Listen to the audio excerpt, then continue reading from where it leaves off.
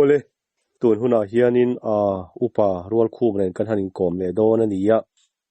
pathian zara kan dam tura ngaila kanin kom chhozel tura te pohan ngaila pathian tana in ser rang ania lalpa tan aun strin em maya ama atang hian mi tam takaban oi thto khub zoi to ten malsom na thar te an chang thina arau pui kati khop mai ge pon ka hlok pui le maya zanina kan kom le theido na niya achunga polom thu ka sei pasa ni sela atha ange ekpo ni sela ka purwal khuma ma sign chi baile ole chu baile hei zanin chu nangma pathian in puan na te kan drama thim thua ni lo thleng tu ang chi te nula thiang lim te khin thu chungchang vela mangkhan lalpan na sa takin alo pol to che nin kan hria en ni se khamilam hoizong khanin zanin chu pathian ro puinan iron puang chuak le do na mi ni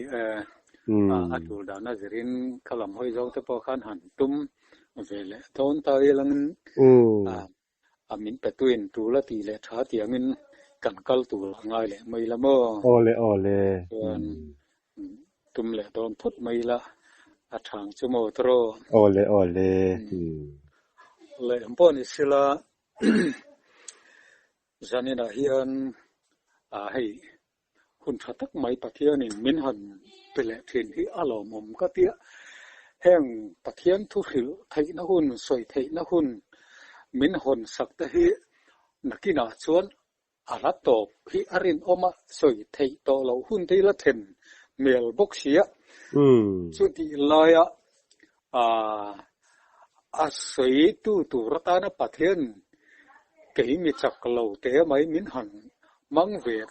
maya chu ti rualin a soi puan na tur nang ni chung kwa pathian ina an lo da ve le tak te hi ka ngai tu na hi akal pathian rem ruat na ro rel dan hi a fam makin a fan ro pui taken ha tiangang hi ka pian na tanga ka hun ton tur ka da ngai nya lo ka chunga hi na thengang ti pu ka ril ro ka ngai tu ka suang tu phak lo kha tu na hianin chanchin tha pathian thu wangin nangma ni tinen hian rong kan han bol tang te hi a ro pui ri hi ka ti mo lom thu soi na tur hi va tam em nakina chuan heng te hi tu vio mai la kan ti thailo hun te ala thleng don sia chu ti laya ama pathian ina a hun min pe ka athu tak puang tura kan ram dung le wanga te mun rang alo thei tu tenan khret thei na tura ram tina kalula chan chin tha khil ro ati hi ke in kal ve thailo maila atia youtube kal changa apathian in a chan chin tha puang tura man ruwa min han mang dun te hi an ngai tu hen aro pui alomom hi katia su wangin zanina hian pathian in tiang hun tha min han pele hi lomom kati maya pathian le chunga lom thu kan han soi masa vele phot ti ta silang ti suan zanina kan thu in ha na tur pathian thu hi han chiar lang masa vele phot taila thain ka sia chu kan han chiar lang masa vele phot tange pathian thu ilonga thang chanchin tha mathai jiak pung som ni le panga chang khatatanga chang som pathum zo hian kan chiaranga athui deuh hlak dona achan chu athuai hi luchil kalpui deuh hlak turani dona wangin chiar thui deuh hlak khathain ka thia kan chiaranga thular tak kan ramina kan buai pui tuna hun nung hun mor hun tlem te kan neya amma ring tu te kan ni na tur mun ami te nena a khiat tira puan tir tampol takte po hi ani om mange katia chu zanena hian kan han lu chil vele don ani ole pathian thui nga thang chanchin tha mathai jiak bung sop ni panga chang khatatanga som pathum zo hian ilo nga thang chumi huna chuan van ram chu nula thiang hlim som an khon var kenga mo nei tu muak tu ra chuak tenen chuan te khin ani to ang an jinga mi panga an panga an sing ta chuan an khon var te an kenin atui an ken pil silafa a fing te ro chuan an khon var te an kinga te chuan atui an ken pil boka tena mau nei tu chu alo kal har awangin an zain an muthua an lo muhil ta tin zan lai taka chuan ngai te mau nei tu chu alo kale muak turin lo chuak ru khai tin ao thom alo ta chu vele chuan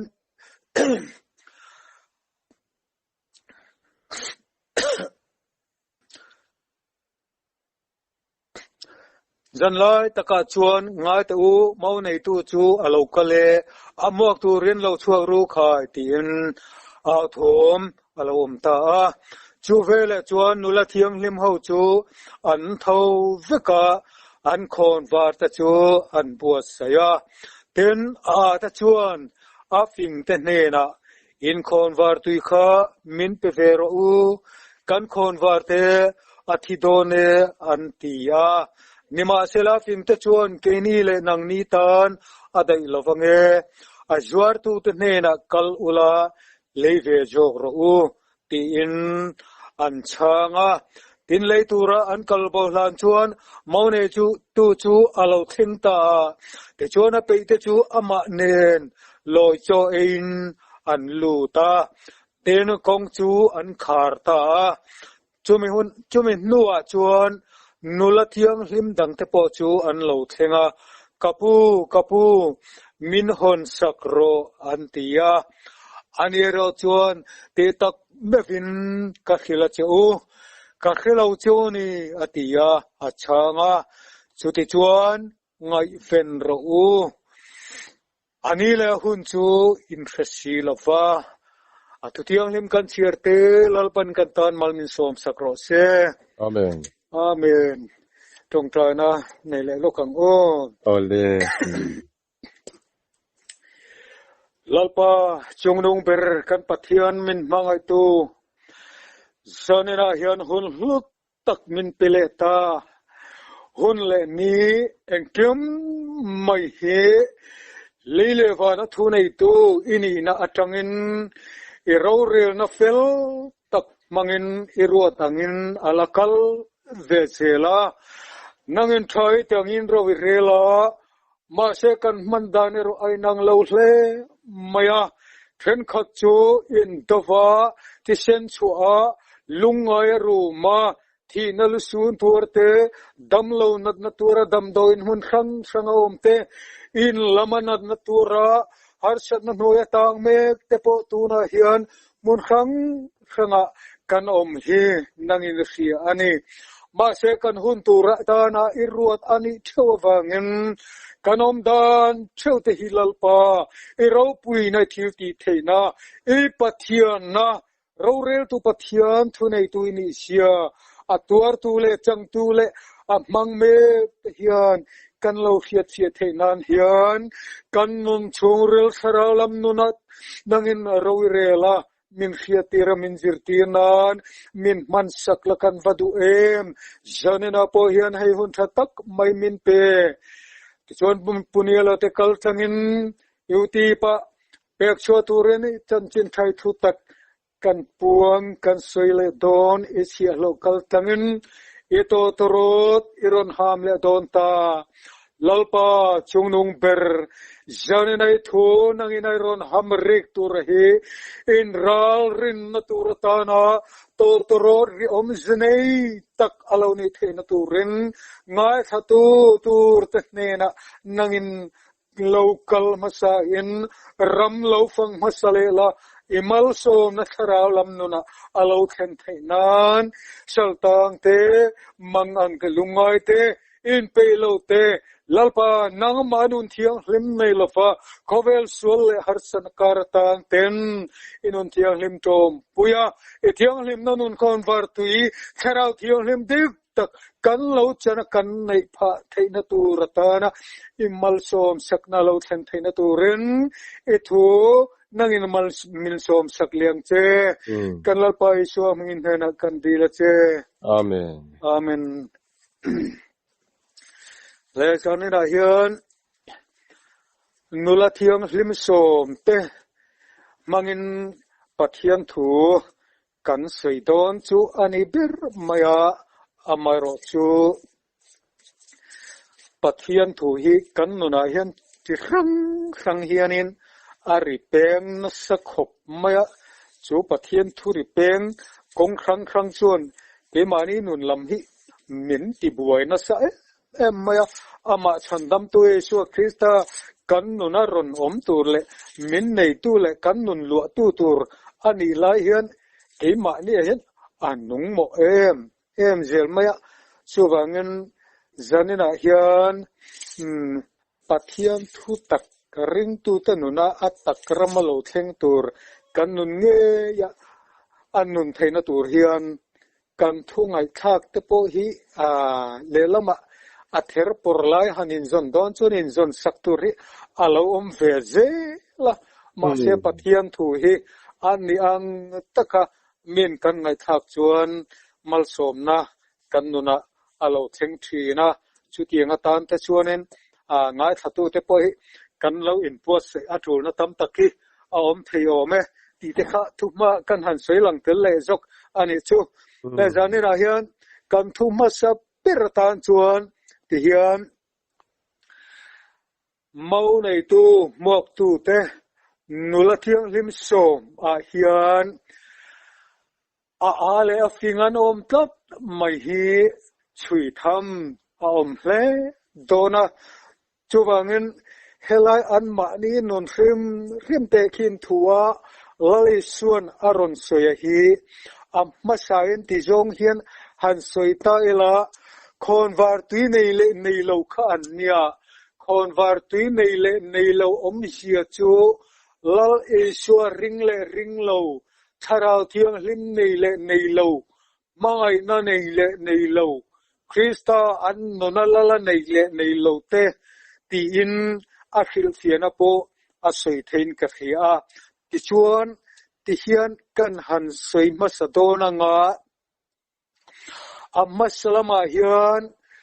thil reng hi atha lo chua theina tur hian thania kan khiat kan mu fia theinan hian achia hi lo lang masafo maya me ring siam thatnan khodurangai ti te alo ve poka tin kan nun hi pathianin min thak danglam na tur hian tuar na kan ton masak te alo tu na chen tam takhi alo ve thina chung alo then ve fo thina wang chuan khonwar tui nei lo lal e suwa nei lo tharau thiang hlim nei lo mi te chan chen helaya hian kan chiar lang lokanga ti hian longai thata ila manin mangai tu te tang kangai na tu te inti fei te chapo te pathian soi se tu te nule pa thuoi lo te lom na chang khelo te thiang hlim lo te mangai na pian pui nei lo te huai kombo te hek tu te insum thei lo te mikol sen te thadu hau lo te vervek te tunu do lo te in ngai hlu te pathian mai aya ma ni lom na mai mai jok tu te an ni don se pathian ngai sak an ne anga ni ma sela athil ti theina chuan oi lovang chungam chu hoi san ro ti en tir ko po timothea chu tir ko podan afui ane sanena hian helai kan sier chu adu chan lai takat chu khang mi chi khang te kha nula thiang hlim som te singa panga te din mun angka ani ti hi kasoi masadu ani mi khinga hian thil chi khang ma ni lam in khiat na ma ni lam in hum him na ma ni ngaya thafe tok ne in khiat na pathian ngai sak du mi lo na te thu tak ke ma ni nung tura enga malo ngai talo nun te nu le pa thu kan oi du lo na te le ma ni tha in ti ve em na pathian ngai sak ni om takalang ma se ama pathian kan nuna ro rel tu le thu nei tu lala nei chuang mi silo pathian ngai sak ang takalangin midang te mit mua te midang te hiat ta te kan nun hi ring tu tam takhian kana mang na sa em maya ma se athil ti theina ke ma midanga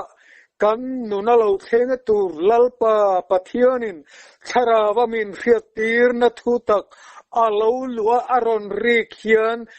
pathian ngai sak an na kan nei chu athil ti theina chu oi lo nan kan lo mang le tho si thina chu wangin athil ti theina oi si lo te chu tiang ang nun mang tu te hna chuan an zinga ta om to lova annun ang nun puive to lova hoi shan na turin pathianin ami te ter khode kal thangin min khiatirani ti hi zanina hian kasoi masadu ani te chuan khonvar tui nei lo nula thiang hlimni ve thong si hi kan rama hian mitam tak kan om ve don ni hian alangta a engati nge o hetiang hian kan lali suan te khin tu hi alo soi khir re o ti te hi angai tu tham khop maya mau nei tu muak tu kan ni thwa nula thiang hlim som te po hi mau nei tu muak tu an ni a ma se nula thiang hlim an ni fik thwa zanina hian kan ram kau khan Christian kanin tivika mau nei tu muak tu kan ni vika ma se khonvar tui nei lo kan om dona nei te ro chu alang chiang dona ne zanena tang hian sang ni som ni le paruka tang hian khonvar tui nei lo lali so Krista lalak manglo nei lo pom lo in ngat lo kan lang fia chau mek sel don ni inalang ta kum sang ni le som ni le paruk hi pathian in alo min lo mutir to na tangin alal ram khen nanun Krista keima ero chukani to lo Krista chu keima nung to zokani ti number chiar chuak ngam te hi sang ni som ni paruka hian anron lan fia to na wangin chung chu pathianin aron lan chuatir zil dona chu tiang rama khonvar tuine le nei lo te khiat chen na turatana pathian ro rel na lo theng hi sha khuan lama thir tu te tan chuan abuai nuai to don ni na lang siani ma se pathian tharawa ami arhuai adu dan anga a en kolle an chunga ro rel na le thunei na tharau thiang hlim dan zom tu te nu na ero chuan ram hi ain thena fel tol tulanga mi lungai le mang ang le room le he oma lungai na le mang an la chung pik na thim eng ang po lo khen donin kan rama hian ron rima sela antan zale na kol eng tu rakha lalpa tharau lama lom na aron khil chuak ve thung donani chuwang chuan hela hi kan soilam sokanga Chantin thama thai ziak pung som ni le pani chang som pakhatanga som pali kan chiar chuan loi churuai te khin thua in nei na ro pui tak lo om tu ratana te khin thua la le chuan asoya kha kan mu a loi charuai bua sei tu chuan loi charuai ei tur kan siam te pe ani ta tona chuan a kil tu tur te ran som khom to role ti in a chial lo te atira ti chuan a chial lo te atir chuan atir tu an pu thu in an chua ka ti chuan arwai siam kil turin mi khang mi pui aliana te au sa arthein an mua piang te roi kil turin an vasoma ma she an vasom te chu enga tinge ni o kangai tuana hian enge matizo takhian kan ramnen hian kan fain ang tamai om ve o ti te kangai tuana hen aron lut tel thina an vasoma then khat chuan an som narian khiat ve le ipu chuan min du sak hle maya arwai siam ei turin min ron soma in nei na ruai kil turin min ron soma avalom om tak ma se kan local man tat lo ram kalia a en turin kakalangai tat mai min han phat sak mai ta che ati a ti chuan chu thianga asom masakin alo ti ta ka chuan avakal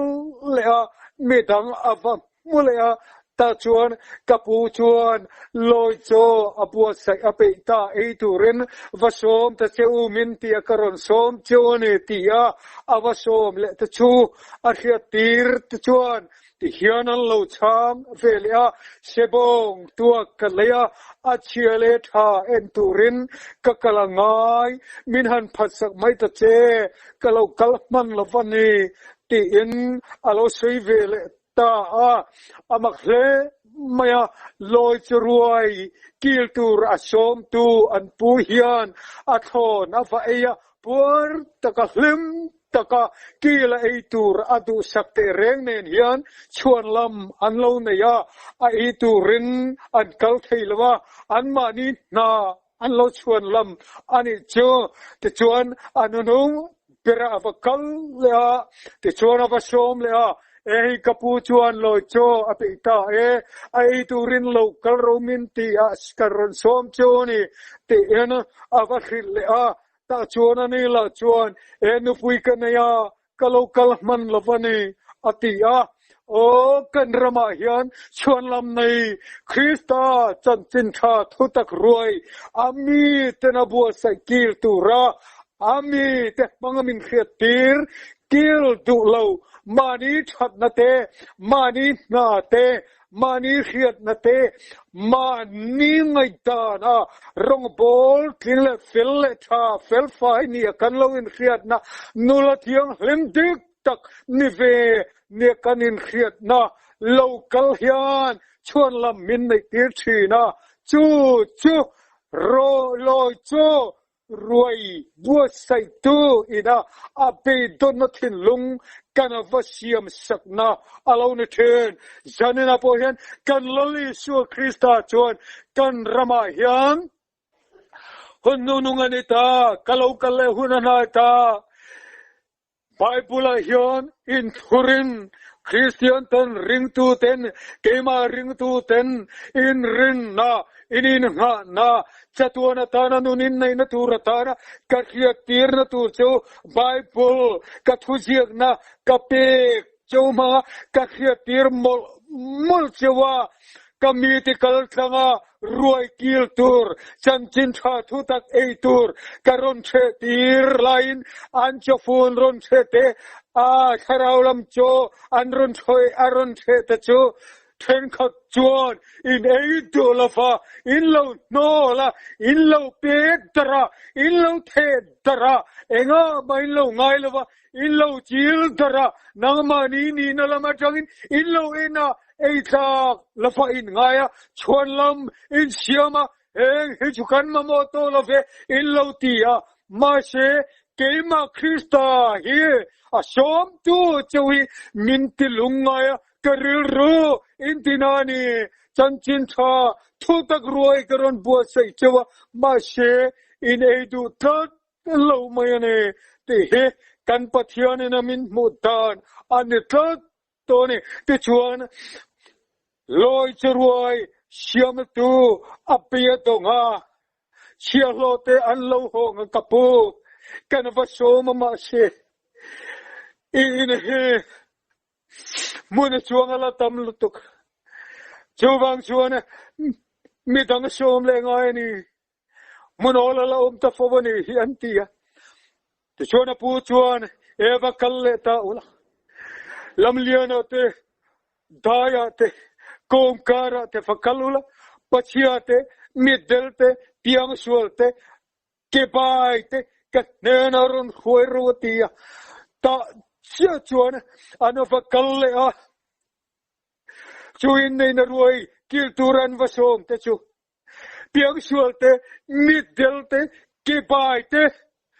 zuri mang te ngolvei te nochi suarte tual thatte mi bum chilte mi swalnia kan ngai te lalpan tuna hian asomeka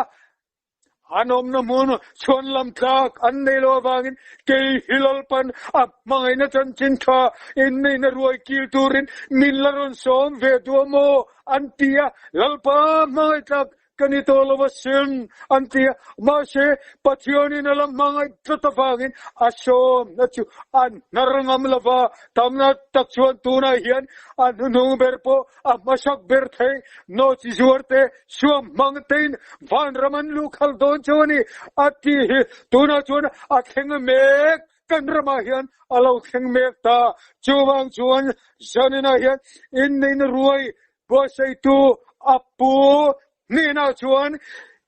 achielo tena vakalan vakal chuan in na ruai kil turan som te chu an lo lu teu to me a ina chu alo khatta ta chia chuan ruai po se ni ta kil turin ananin en fia tak taka ma she loli su khista tharau thiang hem pathian thu taka khoi ve ngai mia lo lali su nun nei ve lo Tharau thiang lim nei lo khod var tui nei lo in nei na puan sin lo pakhat kha kier khata lo vel lo maya ava poi tak ve o engatinge in nei na ruai kil tura kal si kha in nei na puan sin lo lo kal ve ringot leti kha angai tua tham khop maya ne janina hian kan rama hian Lali Shua Krista, Waktu Kanintia, Taralam Roy, Eitura Kanin Bosena Yan, Krista, Kanapatyon, Tirko Polan, Korinle Katona Soyam Khan, Hetoi Tehian, Toy Taylona Sinturani, Heti Tehian, Ti Taylona Sinturani, in Nainapuan, Taralam Amalsona Kanchan Naturatana, Ti Taytolona, Lali Shua Krista, Kanin tuana turdik taki in tuam lo kanne chuan in nei na ruai kil turam zinga in nei na puan sin lo kha achan chuna kanin zel chuan apu a ruai bo sei tuin ane na vanga thiana enga tinge in nei na puan sin lo vai lo om fe a chia lo ten na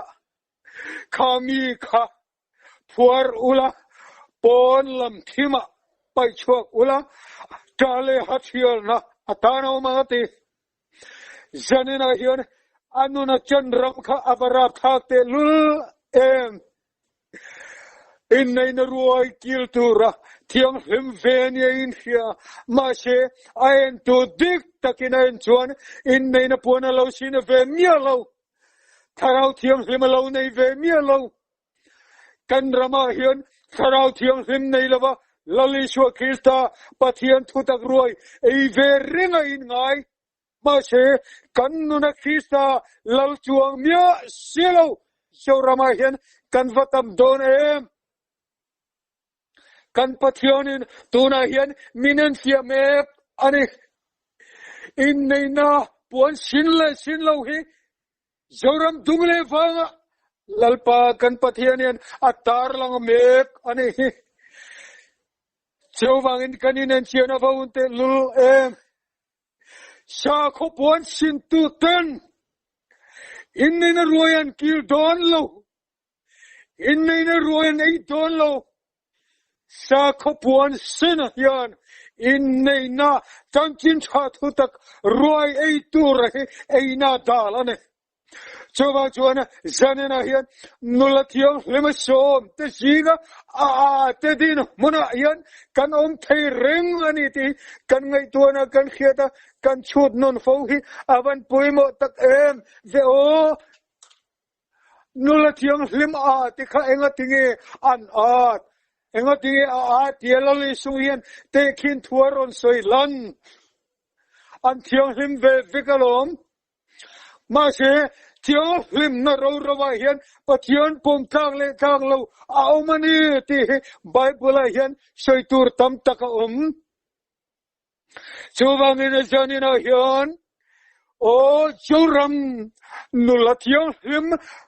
lim ve tho panga tiang hi kan rama hian metam tak kanom don chu kan chua sana afinga tianga Khôn var tui uma king til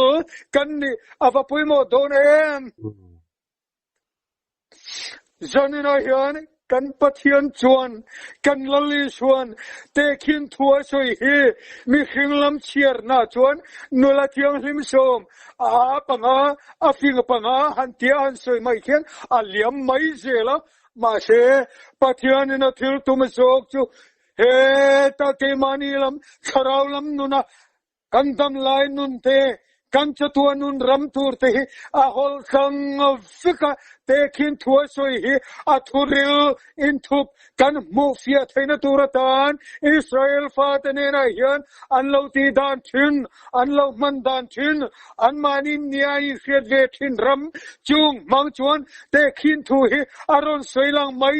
chau ania chu tu na chuan ke ni chuan ate khin thu hi a thua sir mai lo fin a chung rilam nun zo tharau lam nuna thurilin thup a phena om zo ki kan hai chua fo hi angai fo then chuwang chuan janina kan pathian kan zui Isu Krista chuan enga tinge mi panga hi an ti tot mai le lali suan enga tinge mi panga hi ti tot konvar an king ve thotero konvar an king ve afing tenen an kin da nai nang ve te chuan mawan muak vek bok mawan muak veka ta chuan an mom mo chu alo kal mai silava kan rama hian mitam takin lali swa local don antia man atangin a local don antia voini khengin a local lo antia an mani khidanin anin da khamuan ve chopa ma se manami te khachu manalo puang tu te khachu khowela nom to lo lali swan a local le ni annuna a khen ti teu to hun le ni te ain hersela khang hun lai le tun hun chu Bible kum chiar le kan khovel kum chiar ain herdana hian a hun le ni le lali swan lo kheng tura soile bate ain thak danglam em to mana local don antia alo la kallo tun thangin lo la kallo kan ti hi chu tuna chuan ani to lo kong kapula ding to ni chowangin pen khat maya pen hian alang mai thei ti alang reng mai ni Bible atang hian chowang chuan chu thiang ang chu alo nia wangin nula thiang hlim som te po chu mau nei to alo kal harawangin ana fai an lo muthu atia an vainan lo muthu kan ramal Christian nun hituna hian muthu na kharawa kan oma kan lalpa kan pathian chuan gesmani huana cross kongaron zo dona athina tur taisa na tur mun ampat chuan amma lo lang dona sutalal panamutira alungay mang an atong jay dona gesmani huanan kala ama ay na kalsanga zirtirtenena Ajir tir tene na chuan ta hian lo omula min lo ven puiro o tina kal fanga chung chaya kapa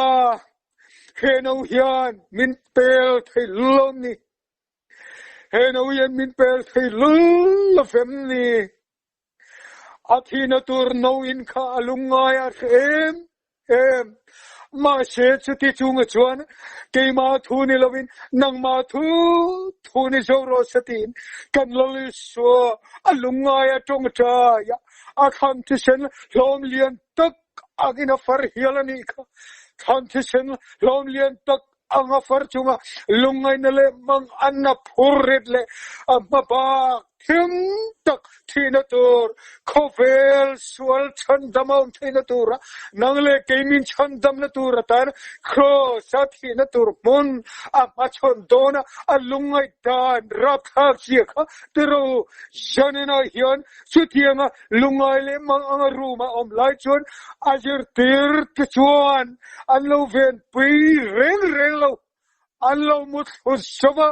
allo muhila hunto palo then don che hi chuan muthu na hi theng du le mai tro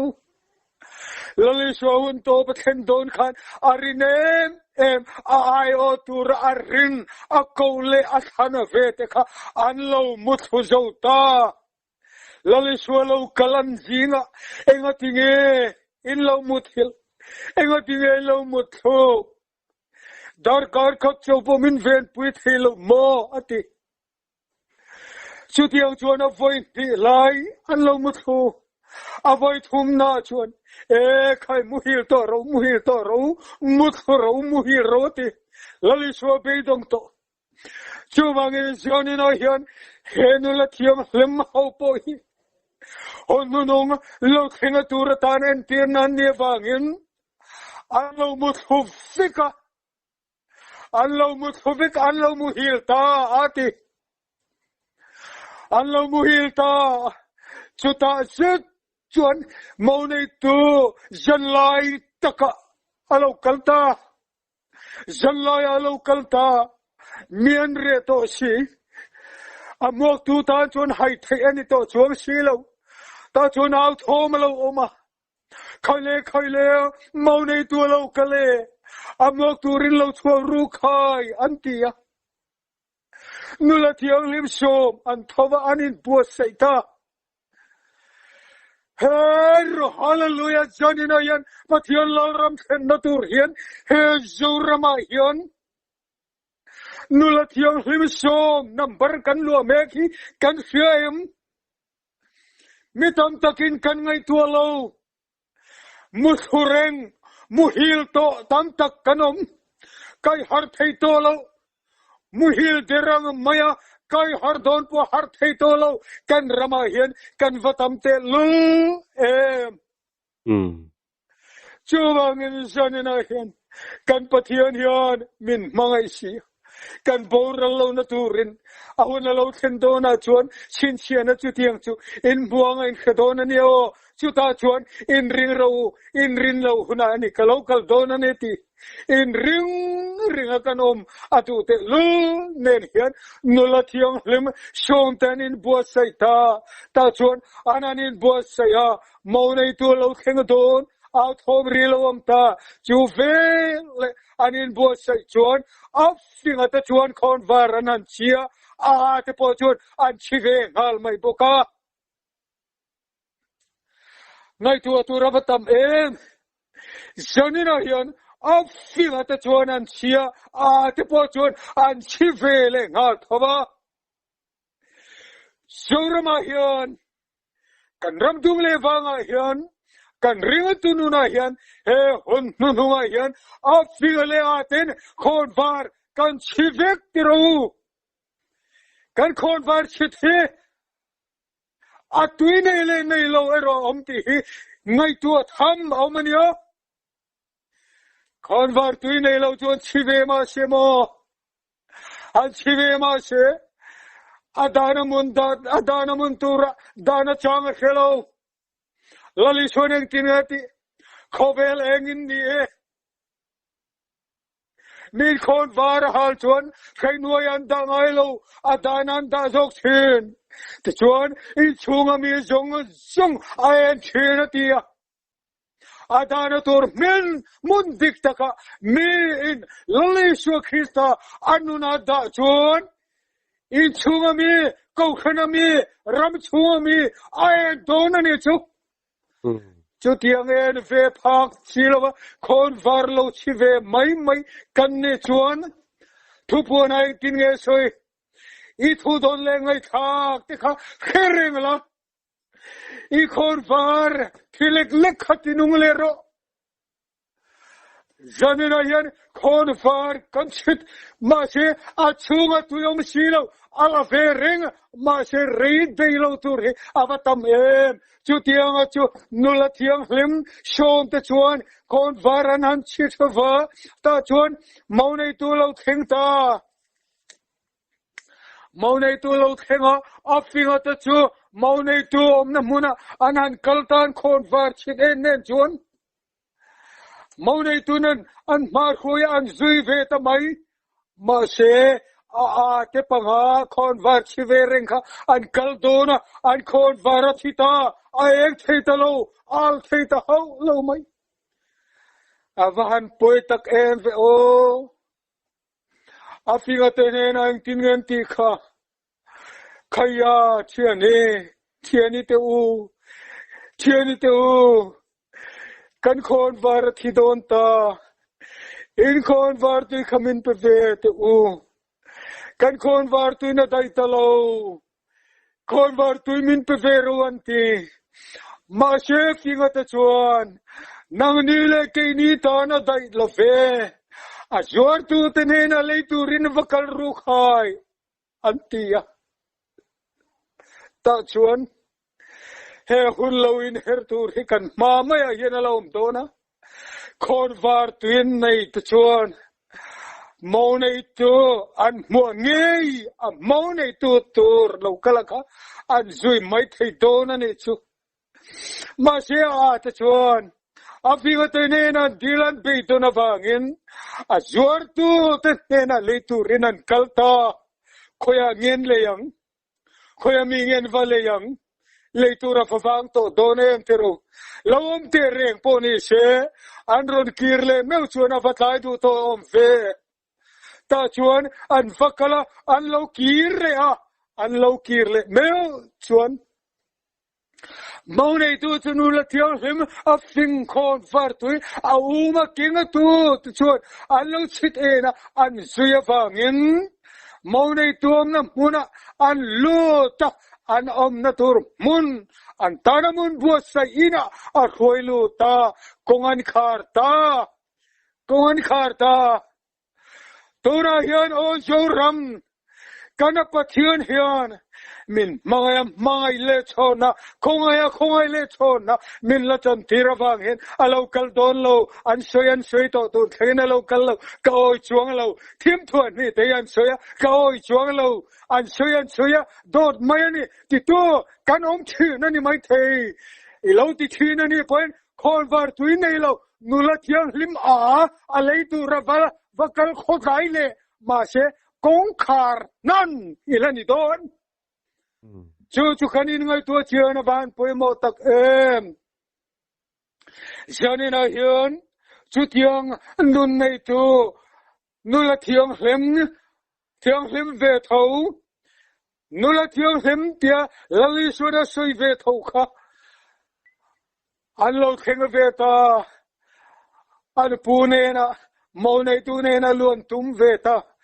kong kharan vakika kapu kong min hon sakronti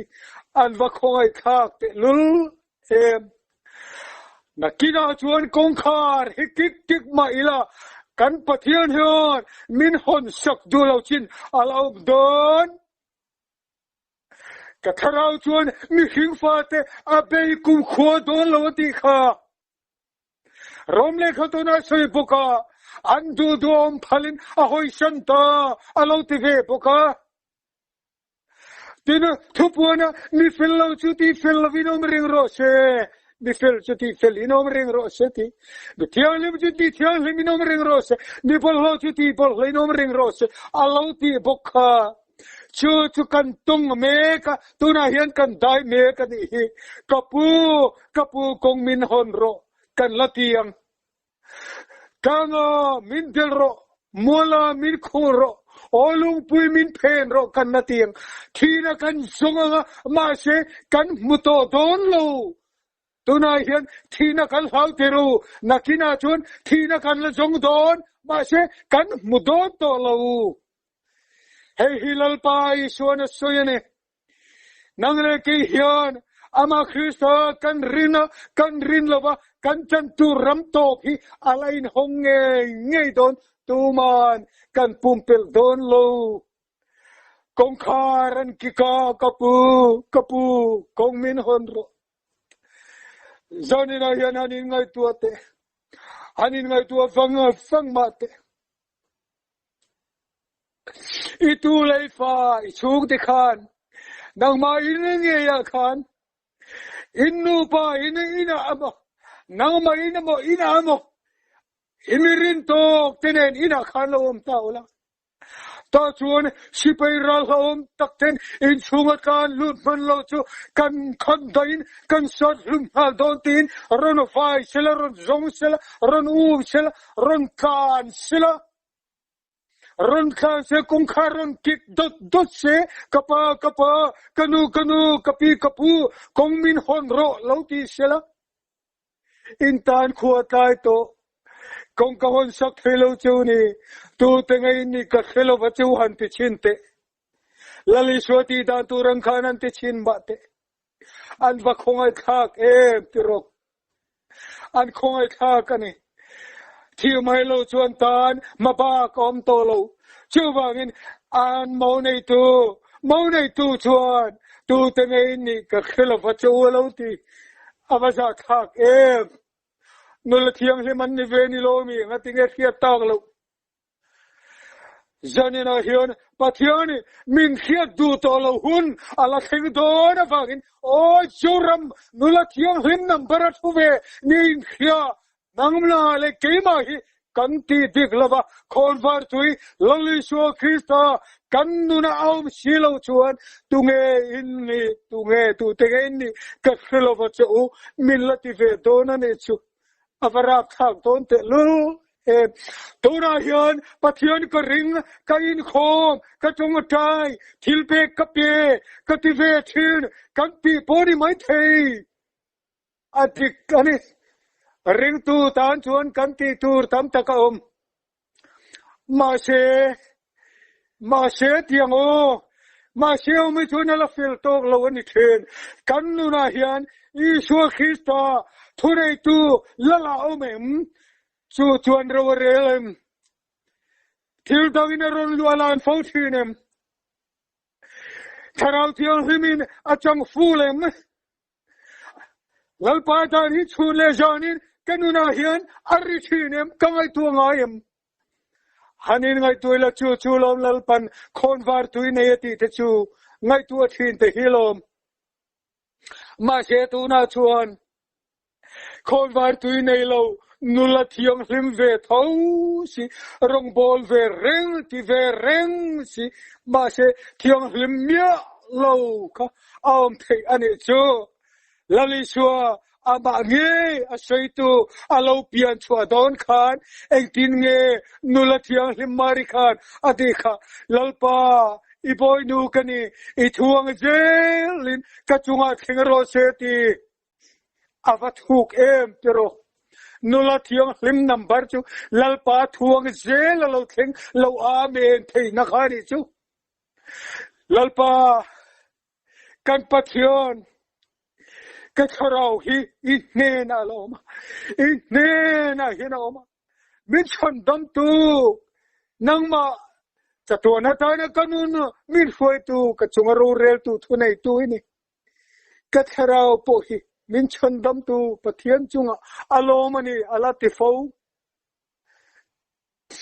chuwangin o kan ram Christian no na nula thiang hlim chan chin hi kan soiri na sakhop mày không khả năng po can soi thiên tua là po can ao thiên can soi tu nghe tu thế nghe soi hết ta hiện tu thế nghe em muốn nghe cái về thì làm rồi can ngay tua reng là pol pita kan soi tamang ho te hian keimani soi tu te poi no la thiang hlem khon var tu nei din mona hian han in let nam fikira chuan kan pathian e valom ton em ma se janina hian kan lo tu ram kan theng si lo hi a kheom e ani lalpa hi arum don ani ti a soi theng ka thia chu pakhat na na kan soi ni ta sela ti hian han soi kai tai la tharau thiang lewa pathian ina ama mau mok tu kan ni na chona hon var tu nei lo ta chan chen din mon aron soi hi ti hian han soi ta ela mi khim tong tele vantir ko tong in su thu soi mai la kang son theina khop hial rin na fam kim nei mai la mai na lali su Krista kanai silo chuan mai na kanai silo chuan dar mai emo dar ben thekri mai emo kaloni ang atine cho chutiang chu engatinge lali suan chutiang tur khapa tir ko pola hi alo khia tirle ti hi angai tu thamin a khia ta sen janina hian kan ni na din mun he kan inen chian lo awangin mini na hin kan afa pela kan da fiction ma se mani zel in chirangai Abraham pathian ni ko khan midang vachiar sela midang en sela inti khotai na tur anga hle ang pathian in lo ta thia tir lai te khan midang te hieng tingen yang tin ti khotai sela atan apo thak leang khati chung po khana la muang ane tero chuwang ni hing tong te le wal tir ko tong tein thu soi mai la pathian thui kan soi tam to khop mai ma se lali suan nei lo mai na nei lo tharau thiang him nei lo kan rama hin avarita momen vana chongin pathianin kan zinga lo cheng bokin angai kha e khai hei chu darben thegri mai ni ava beng cheng tak em ati kan vatam momen ve o hanin ngai tua te u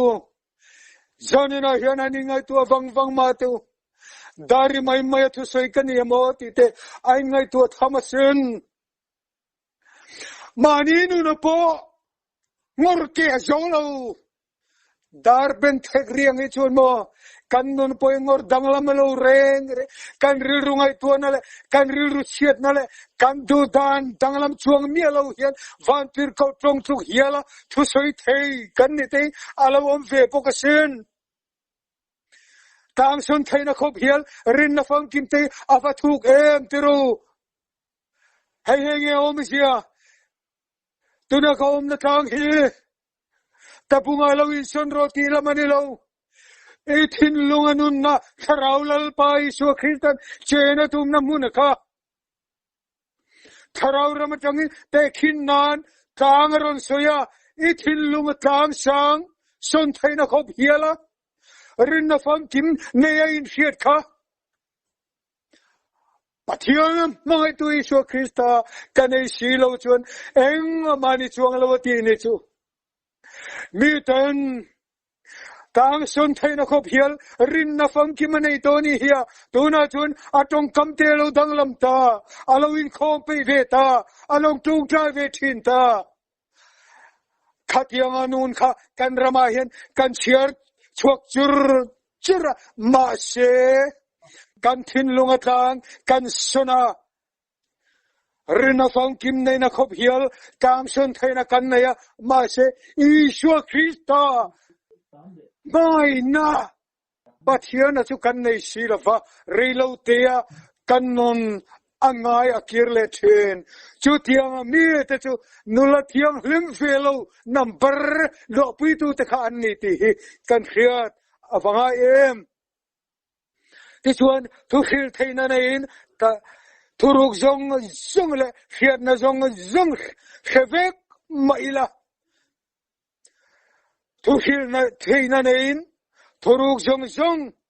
le hiền na jong jong khevek mai la thoruk hiat thei na te hiền na jong jong hiat thei na te ava thuk em pero nang ma mi khinga changai nei thei lawani kha lalpa na pek lo choni nei thei mi lo mi tam tak chon mi khing fin na chang pena nei thei lo man ta thin ma se tharau rama fin nei ro chu adang dai na mi khing fin na chu kapai tha rim khirim khi na po kapai tha lali sorati chowang chon thuruk jong jong khia thei nei chu tharau ba thangin anei thei ma se min chu chu nei ma sela tharawa jama khia thei na nei ma sela Isu Christa anuna laum lo fo thei ni chu convert tu nei lovin chung ti chu lo nei ve thei tro nula thiang hlem ve thowa por convert tu nei lom a pon king til ve lom ma se atuan nei lo chu tiang chia chu helaya hian thurkhir thei na nei thuru jong jong khevek maila ti alo ni ve tho chowangin Krista kanay silaw chun katan eng ma anilo fangate mani tana eng mani lo naramhi alaw lu mal thaya alaw da mya thaya alaw om vereng thaya ti chu kanin en chian ahun tahle mayani ti chuan ti hianan soile taila mi hosa pakhat chan chen kan muwa chan chen thalu ka jek bung som pariat chang som nia tiyan lale suane nani bia ama hi hausa le maya na tho po ngai to lavaniang thilpek kong sang le dan le thopek jong jong te alei lam dana chon ahlen tha ema social na tura omia lo a fel fai vik lale suane na chu tiang chu a chuang ema pathian ma Krista ma in lana ta chuan anena zona pek chu eng tin ve chatuana nun na kanai na turin enge ti tur kalanai ti lali sunem tin ve ti kha dan le thupek ti hielom uiresu tol khatsu rusu dotin heksu inule pa choi moro ti te hi khlomi atia dan le thupek jong jong te aba thil dang te po kar khevek ka zom vek to kanau pan te ta tangin heng chu kalau zom to thin tu na hian ka zom vek to nge kati tor ati aba tha nula thiam him ve tak khani anam bar chiar puya chon social tu rom lawa bathiam limem dan le thupe ka zom tha thilpe po petha shoma pakhat po ap mai low apek tur nei apiang apefek theni chu atha le mai ma se nula thiam lim a panga ang sia khan alo ti ve ring a uma kinga ma se atuye nei lo ne chu atuye nei lo fa ti chuan lali chuan I khialom ni tia sia ek zom vectoti ma se chutia I zom vecten chon I ti thale mai atha e ma se ati atha ve situan thialo omane chu ta chuan vakalla vakirle la ine jong vakal vegla pachiat nena vapela min zero lali sonate Sananayan nulatiyang lim convert tu nei ni turchuan keimani mi hing ti sadan lelam dana kana thati dan konga Krista kana mok hi atling lo tur tam taka umaniti avatilang chiang avakala anay jong khala pachiat na pekchu a phallo a uita a jidu talawani kha Kanram Christian nun kemani mimal nun hanin enta ila laliswan inun na ichapo na te iduam na te tha inti na te mi dangirem thailo na te maning ya mani khiat ta na fil le tha ni khiate midang ay fil zo ni khiate ay nu na chapo na te mani lama in khiana zong te ka vakhal fikra setan avapiro kan nena lo kirla minron zero ati cheni chu tiang ni tur chon kan ngam donem kan ngam ve donem tonun pathian thua chon lalu suwa zui ngam tak tur chon martar nanun kong zong mangai to chu tiang zong ngam lo te tan chon tuna chon a himachina kan kala a hovin kan kala min ron dose a hovin kan dourona kan doleta aronin kan dourona ma selali suan akoma zo khan tuge do pui ama pathian anuna om cholo chu tu ma do pui tu nei lo amai na do char ngoi ringina do ni kha kan rama ve thung chuan chu diang non chu kan lo phak la pha chu Krista Iswa nei tu tenuna chuan in do na ma chon chungin nula thiang lim niang ai janina hian kan pathian ina min dule min pe sein non ram kan zo ve tak ton nula thiang lim khon var tui nei mau nei tu ne na cheng dun tu ra alo au tu rol alo lan huna alo ri huna pua khon var chianen lu thei tur chuan chankin tha thut takina kan non min ei ral angai ti kha janina hian kan soilam tel du boka this one mirthei chonan ka sum zong pedik maila katak sapo kang ral turin in pe maila mai na kanai silo chuan Krista kanai silo chuan tharau thiam hlim kanai silo chuan em ma asol lawangati abahan maktin em mirthei chonan sum zong pek te chofal lutte rengmen mi ho sapa po khati sin male ma she mirthei chonan ava pe ka zui kha du sine chu lali shua zui lo hian mirthei chonan te po sum he lo pek ve tel theni ti atilam chiang khop mai ma she fa pe ve ma she ataksha po kang ralturin in pema shela ke maina nuna ro karel silo chuan omisiane lo ataning ma solowang lali chuan alo ti atir ko pola kal langin kan pathianin min puan sak ane cho janena hian kan inan non natura fatamte lulem o zoram mirthei cho nan kasum kalo pathina ni mai the atha e kan peang pek turane lali sunangai puimo ma se apek tirto Krista ke mania hian tir ko polang nang tingeti kha in real ruwa in thin lunga alo landan ang selin pek lo thei lo angai pilafin lalpa Iswa Krista pathianin nangma ni apek chu arhia tir chiang selin lim takin lom takin pero ati ane janena yan min pek tir tur chu Krista ania chuminei silo chuan mirthei tan kataksha po kang ral turin in pe maila katan ma asot lawang lali suan kan pathianin pola kal tangin min lo hiatir ani chu te chuan afingate chuan an khon varte an kenin aum te chuan atui an king tel poka te chuan an khon varte kengin aum te chuan atui an king tela khon var tui keng tel te afing te chuan te hian an lo ti then an nun kong an ron cher chu apuya afing an ni na an ron lan chu puina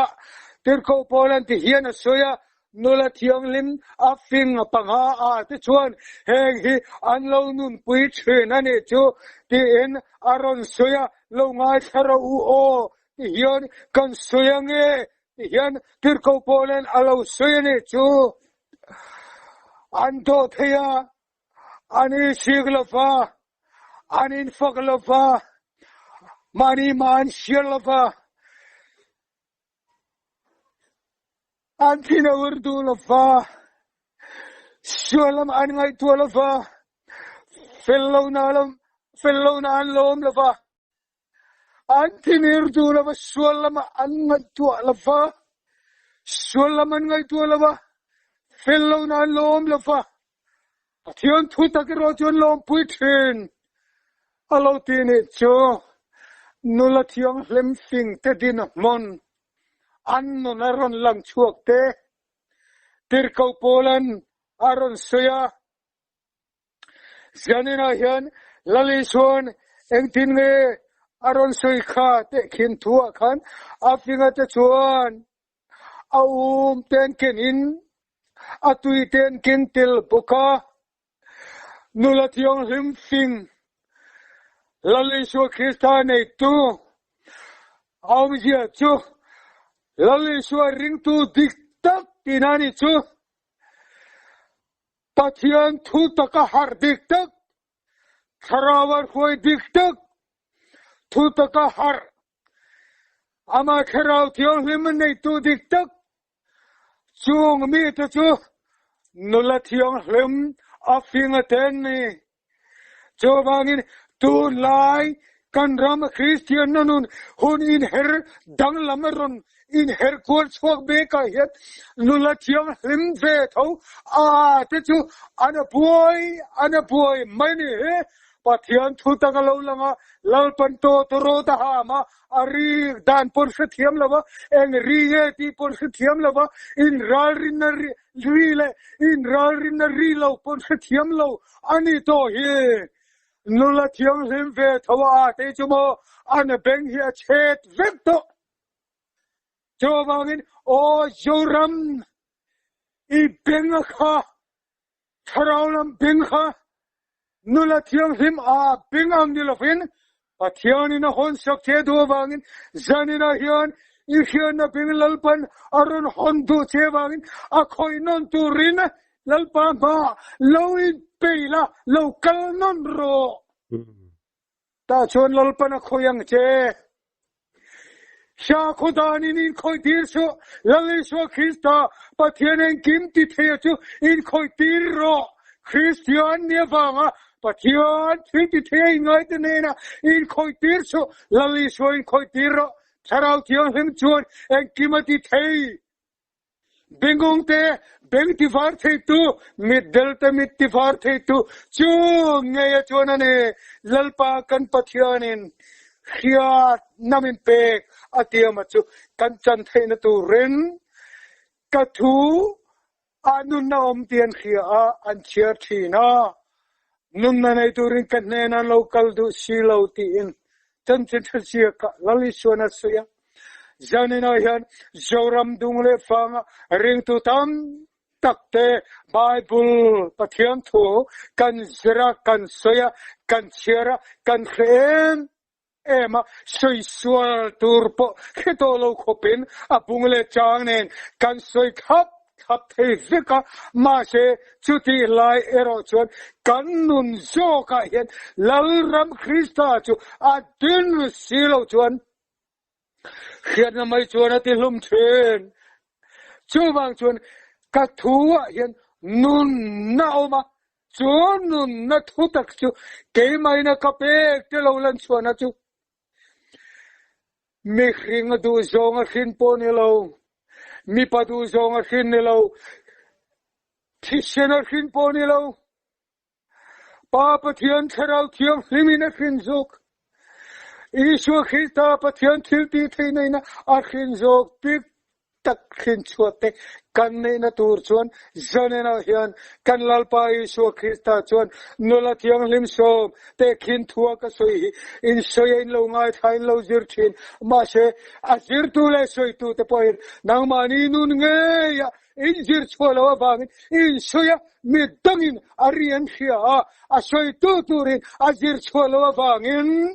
Amasian khetay tolaba, angainan khetay tolaba, afingale apo, sir khandan an thiam tolaba ni, nulat yung limtinan khilare, em pangan oma afing pangan oma tin zorama ring tu